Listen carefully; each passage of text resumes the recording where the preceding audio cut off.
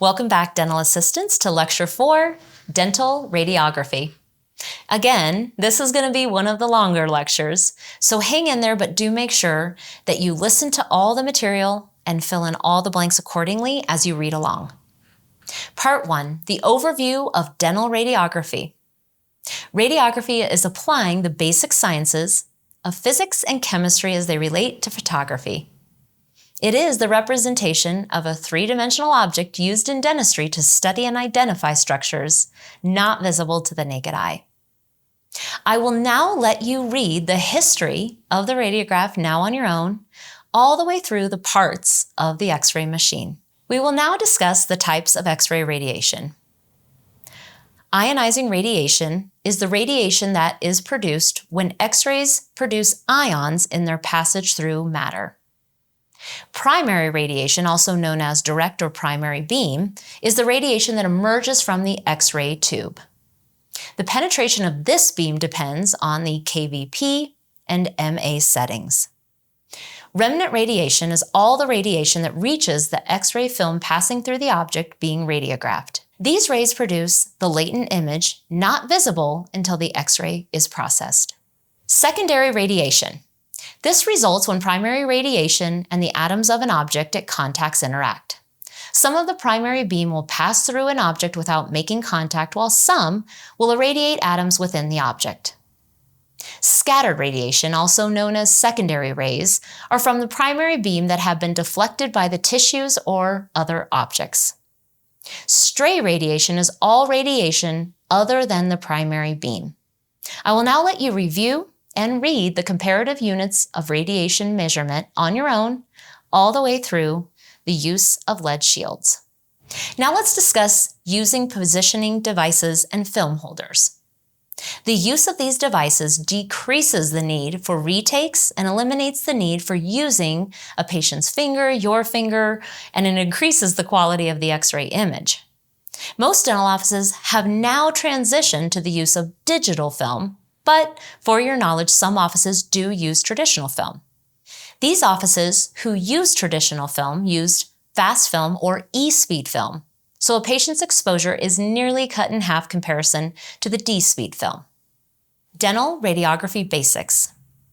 The radiographic image is depicted in varying shades of gray, black, and white areas. Because your instructor will be reviewing the techniques for film exposures in your lab, I will let you continue to read the different techniques on your own. I will meet you back at the types of film exposures, starting at periapical radiographs. Types of film exposures. Periapical radiographs capture the entire tooth and surrounding area. These radiographs can be used to assess the health of the teeth and surrounding tissues. Bite wing radiographs capture the crowns of the teeth, interproximal spaces, and the crest of the bone of maxillary and mandibular teeth. These radiographs are used to detect caries, calculus, and measure the crestal height of the alveolar bone. Occlusal radiographs capture large areas of the maxilla or mandibular arch. These radiographs can be used alone or as a supplement to periapical and bite wing X-rays. Full mouth radiographic survey is called an FMX. And a typical adult FMX consists of 18 total radiographs, 14 periapical, and 4 bite wing radiographs. I will now let you review taking a quality X-ray through the common radiograph errors all on your own until we meet you back at the heading of radiolucent. Now, let's discuss radiographic detail and quality.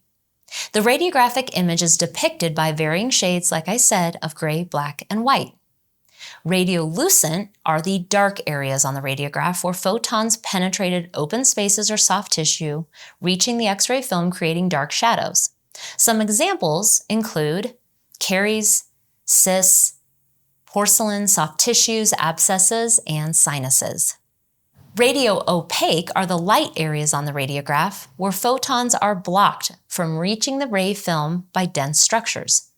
Some examples include metallic restorations, bone, enamel, dentin, orthowire, gutta percha, and calculus. Once again, because your instructor will be reviewing all of this in your lab, I will let you review the next distortions on radiographs on your own. Continue reading and filling in the blanks on your own through the in-depth overview of dental radiography.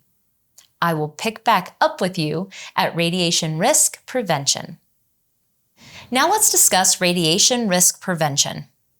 First off, there are benefits of radiation. Many oral diseases can be detected only by using dental radiographs versus strictly clinical evaluation. For example, interproximal decay, abscesses, periodontal disease, diseases of the bone, and even presence of unerupted teeth are all detected by radiation.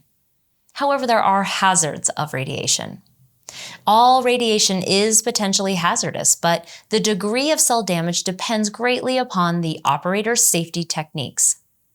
Ionizing radiation affects live tissue by causing an imbalance in atoms and molecules. The direct effect theory says most cells do not sustain a significant amount of damage when interacting with photons. However, when X-ray photons strike the DNA of a cell, direct injury is caused to that organism. This interaction causes immediate death of the cell or death at the time of cell division. Indirect effect theory says ionization radiation can give rise to free radicals that can create harmful substances that may be harmful to a cell or organ.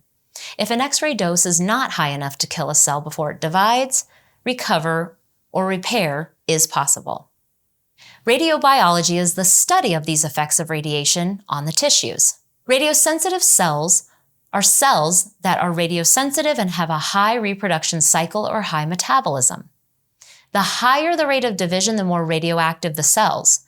Radiosensitive cells from most to least are listed below: germinal cells of the ovary, epithelial of the testes, and bone marrow cells, intestinal epithelial, and then skin. Radioresistant cells from least to most are listed below: glandular tissue, muscle, nerve, bone, and then enamel. Cumulative effects. Repeated radiation exposure does have cumulative effects, increasing the risk of accumulation in tissues. If radiation from repeated exposure exists, the risk of certain types of cancer or other diseases does increase.